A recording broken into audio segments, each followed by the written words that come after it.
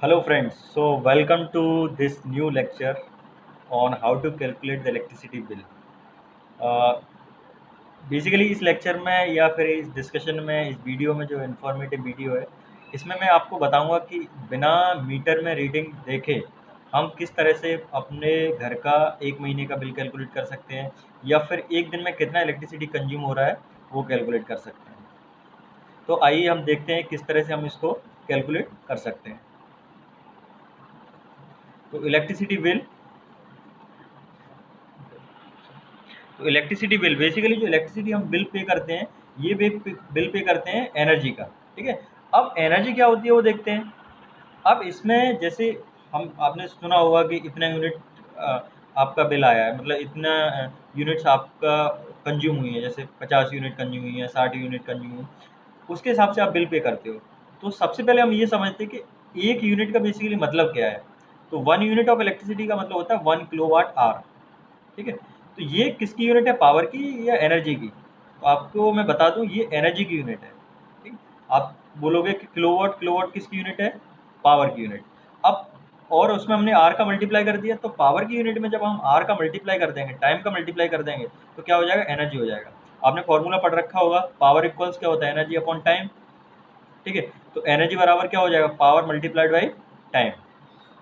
तो ये एक यूनिट इलेक्ट्रिसिटी का मतलब समझ में आ गया आपको, 1 unit of electricity equals 1 kilowatt hour.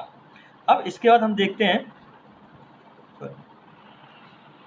इसके बाद देखते हैं कि ये जो हम बिल पे कर रहे हैं पावर नहीं है, ये क्या है, energy. It is unit of energy not of power, ये मैं बता चुका हूँ आपको। तो अब इसमें कोई इलेक्ट्रिसिटी का बिल कैसे कैलकुलेट कर सकता है? बिल कैलकुलेट करने के लिए उसको क्या करना पड़ेगा, जो इंस्ट्रूमेंट्स हैं उनकी रेटिंग ली और उसमें मल्टीप्लाई कर दिया कितने आवर्स वो ऑपरेट हो रहे हैं। तो आपका बेसिकली जो इंस्ट्रूमेंट्स आते हैं, इलेक्ट्रिकल अप्लायंसेस आते हैं, उनमें क्या होता है, उसकी रेटिंग होती है इतने वाट का है या इतने किलोवाट का है। अब उसमें यदि आप आर का मल्टीप्लाई कर दो तो वो क्या आ जाएगा, यूनिट, कितना यूनिट वो कंज्यूम कर रहा है ये आ जाएगा। नेक्स्ट जो पैराग्राफ है, नेक्स्ट हमने एक टेबल ड्रॉ की है, टेबल में बताया है कि किस तरह से आप पूरा कैलकुलेट कर सकते हो। तो आइए देखते हैं। तो इसमें देखोगे आप, मैं इसको आपको टेबल पे ले जा रहा हूँ और इसको मैं क्लोज कर दे रहा हूँ।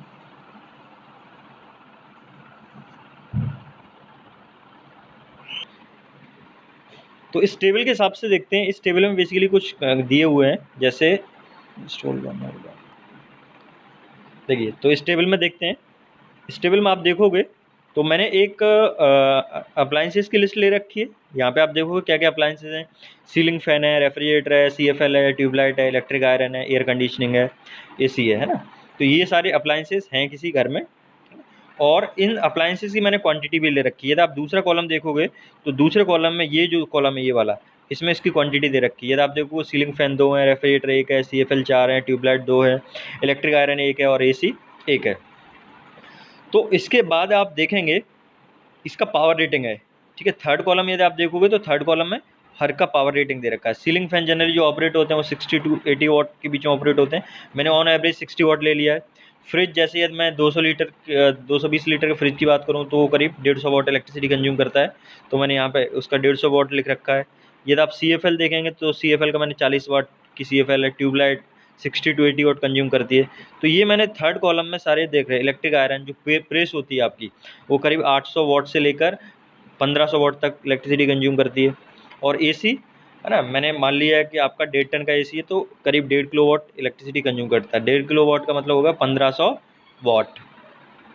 अब सबसे पहले क्या करते हैं, जितने जो पावर रेटिंग वाट में दी है, इस वाट को हम चेंज कर देते हैं किसमें, किलो वाट में।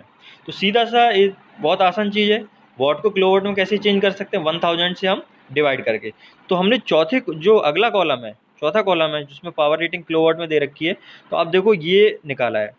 अब इसमें हमने क्या किया है, ये थर्ड कॉलम था उसको हमने डिवाइड कर दिया किससे, 1000 से डिवाइड किया तो 60 को डिवाइड किया तो 0.06 आ गया, 150 को डिवाइड किया तो 0.15 आ गया, 40 को डिवाइड किया तो 0.04 आ गया, 60 को किया तो 0.06, 80 को किया तो 0.8 और 1500 वाट को डिवाइड किया तो 1.5 किलोवाट आ गया। ठीक है, अब हम ये मान के चलते हैं, अगले कॉलम में ये दिखाया है कि ये कितने आवर ऑपरेट हो रहा है। तो हमने मान लिया कि सीलिंग फैन 12 घंटे ऑपरेट हो रहा है, रेफ्रिजरेटर 24 घंटे ऑपरेट हो रहा है, CFL 10 घंटे ऑपरेट हो रहा है, ट्यूबलाइट 8 घंटे ऑपरेट हो रही है, इलेक्ट्रिक आयरन है आधे घंटे ऑपरेट हो रहा है, और AC 6 घंटे ऑपरेट हो रही है। तो अब हमको क्या किलोवाट आवर में निकालना है, तो किलोवाट में आपने यहाँ पे रेटिंग किलोवाट में निकाल दी, और ये आर ऑफ ऑपरेशन है, इन दोनों का हम मल्टीप्लाई कर देंगे, इन दोनों का मल्टीप्लाई कर देंगे तो पावर टोटल यूनिट कंज्यूम आ जाएंगी किलोवाट आर। यहाँ से आपने किलोवाट ले लिया और ये आर ऑफ ऑपरेशन होगा, तो ये इन दोनों को मल्टीप्लाई करके अगले कॉलम में क्या आ जाएगा, किलोवाट आर आ जाएगा। ठीक है, तो किलोवाट आर आ गया। अब तो इसमें मल्टीप्लाई किया तो हमने क्या किया, 12 का मल्टीप्लाई कर दिया 0.06 से। लेकिन इसमें एक चीज़ और किया है हमने कि यहाँ पर ये जो आया है कॉलम, तो इसमें क्या है, ये पावर रेटिंग का मल्टीप्लाई किया नंबर ऑफ आर ऑपरेटेड में, प्लस कितना क्वांटिटी है उसका भी मल्टीप्लाई करना पड़ेगा। तो जैसे पहला यहाँ पे यदि आप देखोगे इसको, ये 1.44 ये कैसे आया, 12 का मल्टीप्लाई किया 0.06 से, और उसका मल्टीप्लाई किया आपने 2 से, क्योंकि इसमें नंबर क्वांटिटी कितना है, 2 है। ऐसे ही यदि आप दूसरे की बात करेंगे रेफ्रिजरेटर में, तो 24 घंटे ऑपरेट हो रहा है और उसकी पावर रेटिंग कितना है, 0.15, तो 24 का मल्टीप्लाई कर दिया 0.15 से, तो 3.6 आ गया।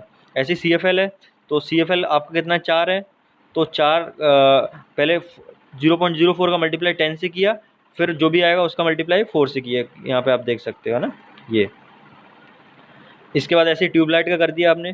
ट्यूबलाइट में क्या किया है आपने, 2 ट्यूबलाइट पहले 8 आवर से ऑपरेट हो रही है एक, तो 8 का मल्टीप्लाई कर दिया, 8 का मल्टीप्लाई किससे कर दिया, 0.06 से, और फिर जो भी आया क्योंकि क्वांटिटी 2 है उसमें 2 से और मल्टीप्लाई कर दिया, तो आपका 0.96 आ गया। ऐसे इलेक्ट्रिक आयरन है, ये इसका पावर रेटिंग कितना है, 0.8, कितने घंटे ऑपरेट हो रहे हैं, 0.5, मतलब आधे घंटे ऑपरेट हो रही है, तो इन दोनों का जब आपने मल्टीप्लाई किया तो क्या आ गया, 0.4 आ गया। ऐसे ही AC है 1500 वाट की है, मतलब 1.5 किलोवाट, इसका 6 से मल्टीप्लाई किया तो कितना आ गया, 9। ठीक है, तो आप यहाँ पे देख पा रहे हो सबसे ज़्यादा इलेक्ट्रिसिटी कौन कंज्यूम कर रहा है, आपका AC सबसे ज़्यादा इलेक्ट्रिसिटी कंज्यूम कर रहा है। अब मान लीजिए जो कॉस्ट है, पर यूनिट कॉस्ट इलेक्ट्रिसिटी की, वो 6 रुपये पर यूनिट है। ठीक है, देखो इलेक्ट्रिसिटी की जो कॉस्ट होती है वो दो चीज, एक तो ये होता है कि फिक्स कॉस्ट होती है, जैसे आपका 2 किलोवाट का कनेक्शन है तो 300 रुपये पर किलोवाट या 400 रुपये पर किलोवाट, ये स्टेट टू स्टेट वेरी करता है। ठीक, प्लस कितना यूनिट आप कंज्यूम कर रहे हो वो कॉस्ट आती है, और यूनिट कंज्यूम करने वाली कॉस्ट भी वेरी करती है। जैसे 200 यूनिट तक आप कंज्यूम कर रहे हो तो उसमें यूनिट का रेट हो सकता है 4 हो, या 200 से ऊपर कंज्यूम कर रहे हो तो हो सकता है 5 हो, तो इस तरह से रहता है। अभी मैंने यहाँ पे समझाने के लिए मान लिया है कि जो पर यूनिट कॉस्ट है वो 6 रुपये है। कितना, 6 रुपये। आप देख रहे हो मैंने पर यूनिट कॉस्ट कितनी ली है, 6 रुपये, तो 6 रुपये। अब क्या किया मैंने, टोटल यूनिट का और इन दोनों का मल्टीप्लाई कर दिया, इन दोनों कॉलम का, तो जब इन दोनों का मल्टीप्लाई करेंगे तो यहाँ कॉस्ट आ जाएगी, तो ये अपने कॉस्ट आ गई। ये पर डे का हमने निकाल रहे हैं, ठीक है, तो हर डे, तो इसमें 1.44 में 6 का मल्टीप्लाई किया तो 8.64 आ गया, 3.6 में मल्टीप्लाई किया 6 का तो 21.6 आ गया। ऐसे ही आप मल्टीप्लाई करते गए, 9 का 6 से किया तो 54 आ गया, तो टोटल कितना आ गया, 102। मतलब एक दिन में कितना इलेक्ट्रिसिटी का बिल आ रहा है, 102। तो पूरे महीने का कितना होगा, 30 दिन मान लो, पूरे महीने में मान लें तो 30 का मल्टीप्लाई हो जाएगा 102 से, तो आपका ये इलेक्ट्रिसिटी का बिल आ जाएगा। तो बेसिकली इससे क्या फ़ायदा हुआ इस लेक्चर से, आपको एक तो ये अंडरस्टैंडिंग हो गई कि हम किस तरह से इलेक्ट्रिसिटी का जो बिल होता है वो कैसे कैलकुलेट कर सकते हैं। दूसरा ये है कि मान लीजिए आपका मीटर फॉल्टी है ना, उसका मान लो आपका बिल बहुत ज़्यादा आ रहा है, तो आपको समझ में आ जाएगा, ये इस लेक्चर के आइडिया से आपको समझ में आ जाएगा कि आपका मीटर ठीक काम कर रहा है या नहीं कर रहा है। तो this is it, thank you for watching, please do subscribe, share and comment, thank you.